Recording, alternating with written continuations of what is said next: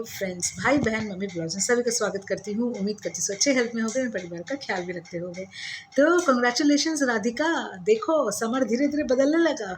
ये स्टेप 1 उसका, उसने अपना पहला कदम तो बढ़ा ही दिया ये कह के कि एक घर और लूँगा अपनी मम्मी के लिए, जिसमें 4 दिन वो वहाँ जाके रहूँगा और 4 दिन तुम्हारे साथ। तो तुम तो यही चाहती थी कि तुमसे समर धीरे धीरे दूर हो जाए।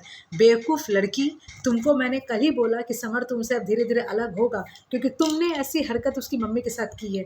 तुमको क्या ज़रूरत थी? तुम्हारी मम्मी को मैं एक चीज़ बोलना चाहूँगी, राधिका की मम्मी को, कि राधिका की मम्मी आप प्लीज़ अपने घर जाइए। आप बहुत अपनी बेटी का कान भर रहे हो।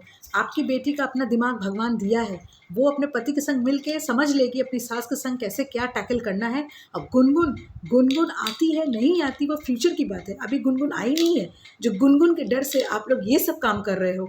और समर, तुम्हारा कर्तव्य बनता अपनी माँ को देखना, और राधिका तुम एज अ बहू तुम्हारा भी कर्तव्य बनता अपनी सास को देखना।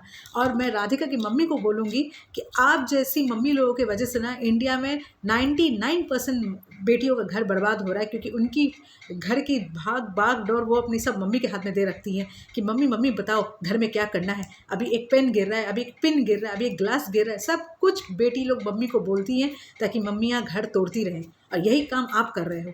माना मैंने राधिका के ऊपर बहुत समस्या, बहुत संकट से वो गुजरी है, तब आपने राधिका का हाथ थामा, अब राधिका के साथ रही, राधिका घर बसाने के लिए। राधिका घर बस गया ना, अब आप इतना बार बार क्यों दौड़ते दौड़ते आती हैं, और आप अपनी बेटी के कान में क्यों इतना फूंक मारती हैं? क्या ज़रूरत है ये सब करने का? वो अपना दिमाग खुद लड़ा लेगी। और राधिका से मैं एक चीज़ बोलना चाहूँगी, राधिका ऐसी कोई हरकत मत करो कि तुमको अच्छी लड़की से हम लोग गलत लड़की समझने लगे, क्योंकि तुम इतनी अच्छी लड़की थी।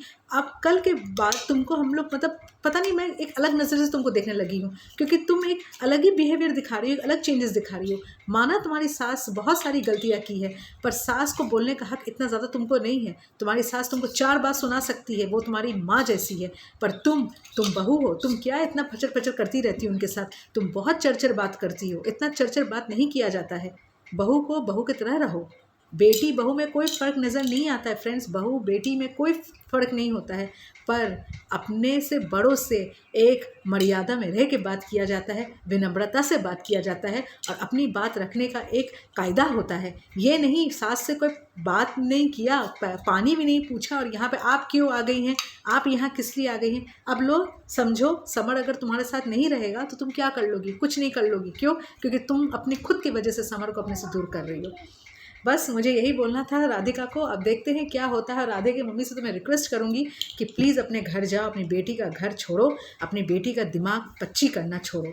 तो चलिए, जिसको मेरा जो ब्लॉग अच्छा लगा प्लीज़ एक लाइक ज़रूर कीजिएगा। मेरे हैं आ गए हैं नंद किशोर यहाँ आप लोगों से बात करने के लिए, तो लाइक कीजिएगा, सब्सक्राइब कीजिएगा, और किसी का चैनल पे तब तक किए बाय बाय। Bye bye.